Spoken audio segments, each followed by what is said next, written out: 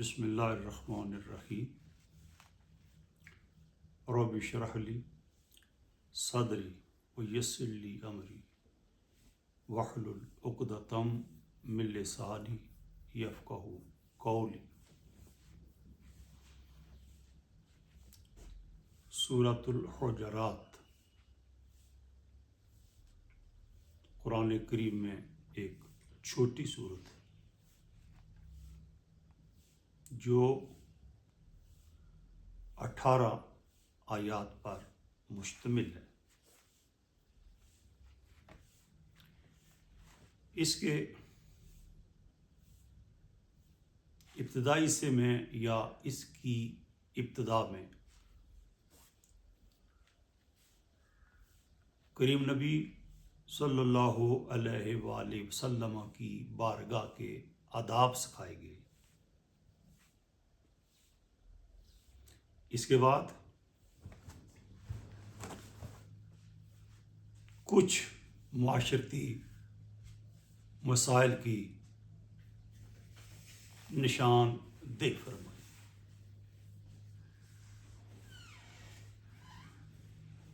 ان احکام کی جن کے ذریعے سے مصطفی آداب سکھائے اور معاشرتی مسائل کی نشاندہی فرمائی، ان کی اہمیت کا اندازہ اس بات سے لگایا جا سکتا ہے کہ سورۃ الحجرات ایک چھوٹی سورت ہونے کے باوجود اللہ کریم نے 5 مرتبہ اس میں یا ایھا الذین آمنوا کے دل نشین خطاب سے مومنین کو نوازا۔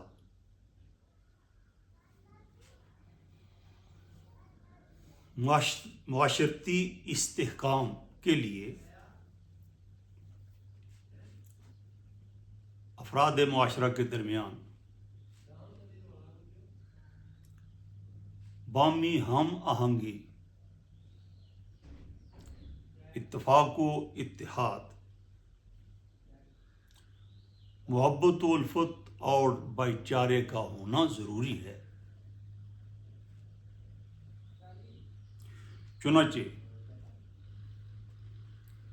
اس سورہ میں انہی قدروں کے اپنائے جانے کی تلقین کی گئی ہے۔ تاہم انسان کمزور ہے،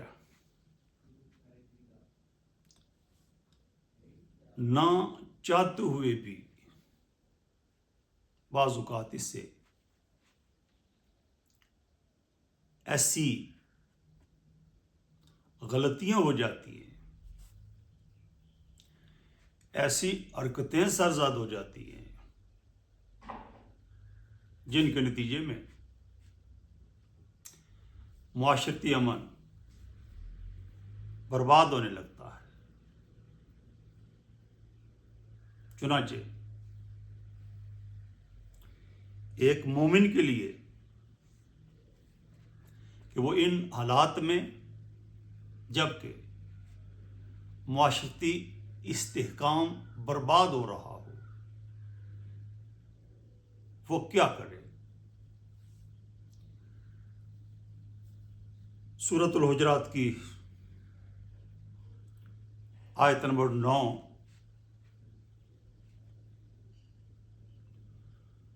فرمایا اعوذ باللہ من الشیطان الرجیم وَإِن طَائِفَتَانِ مِنَ الْمُؤْمِنِينَ اقتتلوا، اگر مومنوں کے 2 گروہ آپس میں لڑ پڑے، فَأَصْلِحُوا بَيْنَهُمَا، تو تم نے مومنانہ کردار اپناتے ہوئے آگے بڑھنا ہے، اور ان دو مومن گروہ میں جو بام دست و گریبان ہیں صلح کرانی ہے۔ اگر صلح کراتے ہوئے تم سمجھو کہ ایک گروہ آمادہ بصلح نہیں ہو رہا، وہ زیادتی پر کمر بستہ ہے تمہاری کوشش کے باوجود، تو فرمایا فَإِن بَغَتْ إِحْدَاهُمَا عَلَى الْأُخْرَى، اگر ایک گروہ دوسرے گروہ پر چڑھ دوڑنے کے لیے کمر بستہ ہے، فَقَاتِلُوا الَّتِي تَبْغِي، تو اب تم نے بھی اس گروہ کے خلاف جو آمادہ بفساد ہے اٹھ کھڑا ہونا ہے، اور اس سے تم نے بھی لڑنا ہے،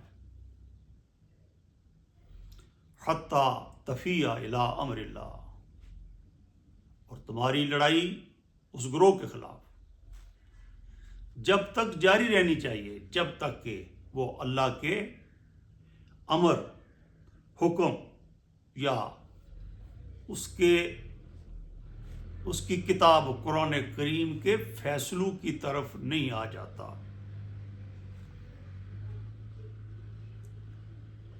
فَإِن فَات، پھر اگر وہ آمادہ بصلح ہو جاتا ہے، قرآن کے فیصلوں کی طرف آ جاتا ہے، فَأَصْلِحُوا بَيْنَهُمَا بِالْعَدْلِ، تو اب تم نے دوبارہ سے ان کے درمیان صلح کی کوشش کرنی ہے، ان کے درمیان صلح کرانی ہے، لیکن بالعدل، لازم یہ ہے کہ تمہاری یہ صلح انصاف پر مبنی ہو۔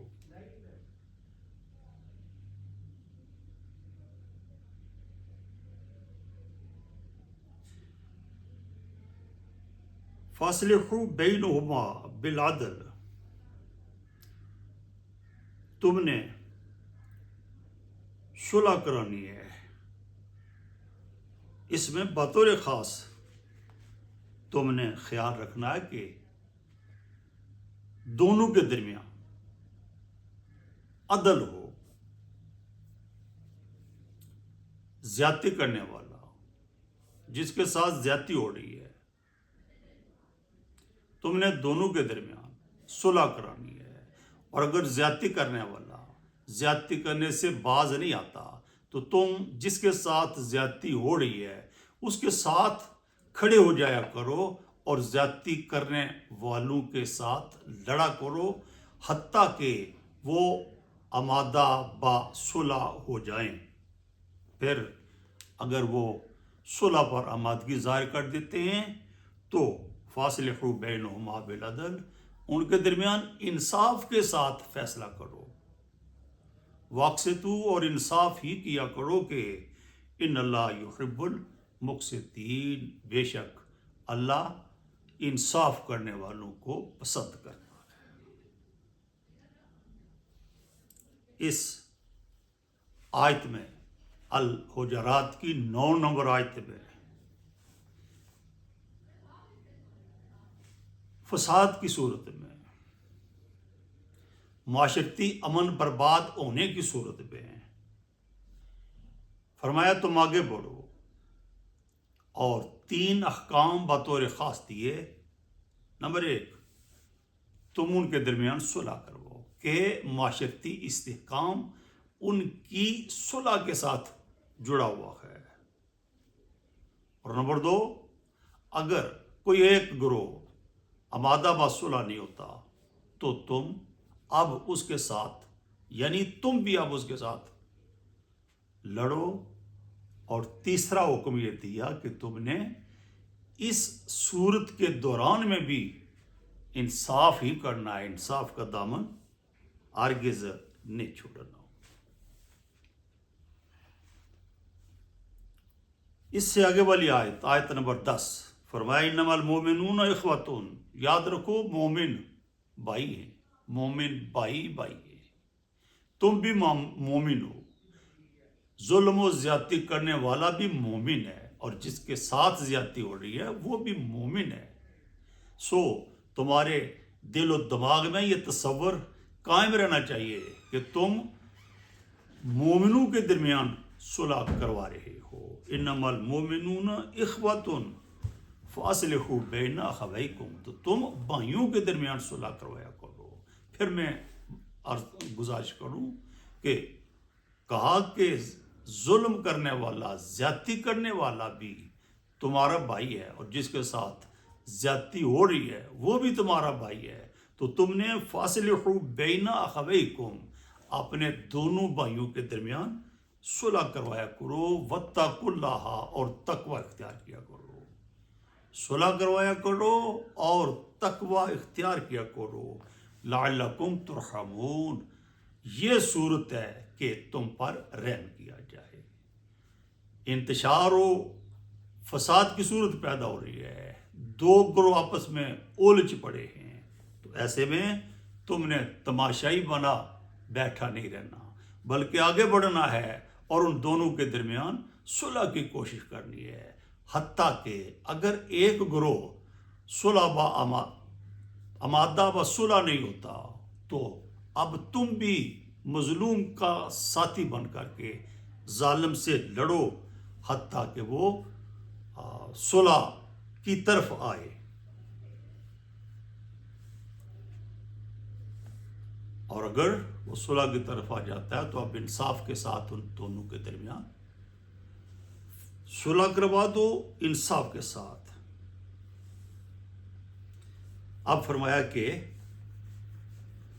یہ تمہارا صلح کروانا تمہارے دو بھائیوں کے درمیان ہوگا, اور یاد رکھو کہ تم نے تقوی کا دامن تھامے رکھنا ہے.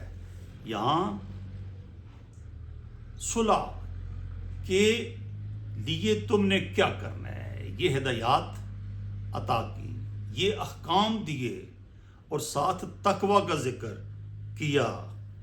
مطلب بنا کہ تقوی اور معاشرتی استحکام برقرار و بحال رکھنے کے لیے کام کرنا, ان دونوں کا ایک ساتھ ذکر کرنا یہ بتاتا ہے کہ تقوی کا تعلق انتشار و افتراق کے دوران میں تمہارا آگے بڑھ کر کے مومنانہ کردار ادا کرنے کے ساتھ بھی ہے.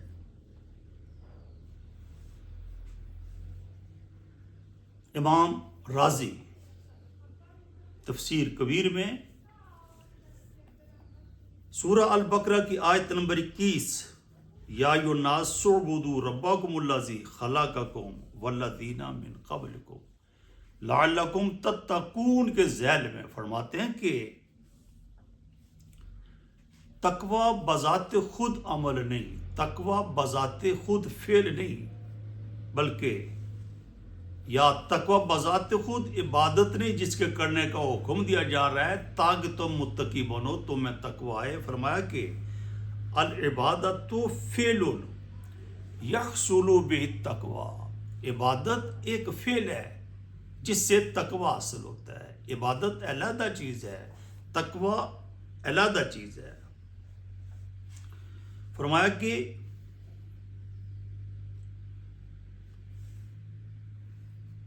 عبادت کرنے کو تقوی مجازن کہا جاتا ہے.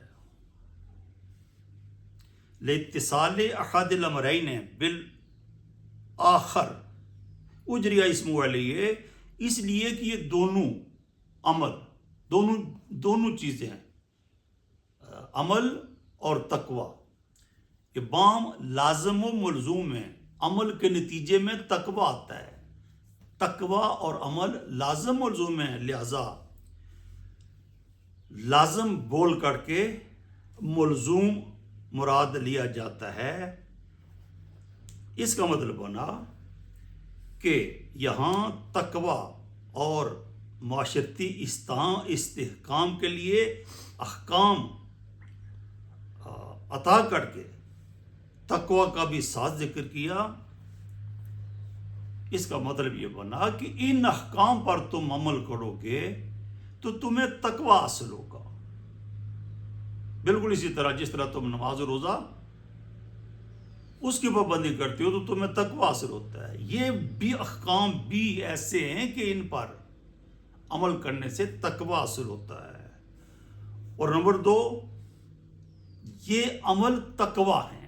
ایک تو ان عملوں کو کرو، ان کے کرنے سے تمہیں تقوی حاصل ہوگا، اور دوسرا اس کا مطلب یہ بنا کہ یہ احکام ہی تقوی ہیں، لہذا ان پر عمل کرنا تقوی ہے اور عمل کرنے والے متقی قرار پاتے ہیں.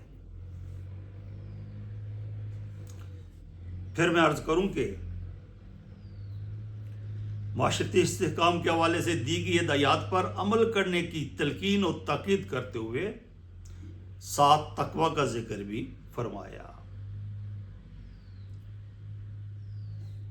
بتانا یہ چاہتا ہوں کہ پتہ چلا تقوی کا تعلق یہاں عبادات کے ساتھ نہیں بلکہ بامی مومنین کے اختلافات و تنازعات کے ساتھ ہے. اور یہ احکام دیتے ہوئے فرمایا کہ واتقوا اللہ، تم تقوی اختیار کرو. تو تقوی ان سارے احکام پر عمل کرنے کا نام ہے. جو ان ہدایات پر عمل کرے گا وہ متقی ہوگا، اور جو لڑائی جھگڑے انتشار و افتراق کی صورت میں معاشرے میں آگے بڑھ کر کے رول پلے نہیں کرتا، کردار ادا نہیں کرتا، وہ ہزار دعویٰ کرے کہ وہ متقی ہے یا وہ ہزار اولیاء بنائے متقیوں والا، وہ متقی ہو نہیں سکتا. کہ متقی الہی احکام پر عمل پیرا ہونے کا نام ہے، یا ہر وہ حکم جو اللہ رب العالمین نے بندے کو دیا اس پر عمل کرنے کے نتیجے میں حاصل ہوتا ہے، خواہ وہ عبادات ہوں یا وہ معاملات ہوں، اور معاملات میں اختلافات ہوں یا تنازعات ہوں. والسلام.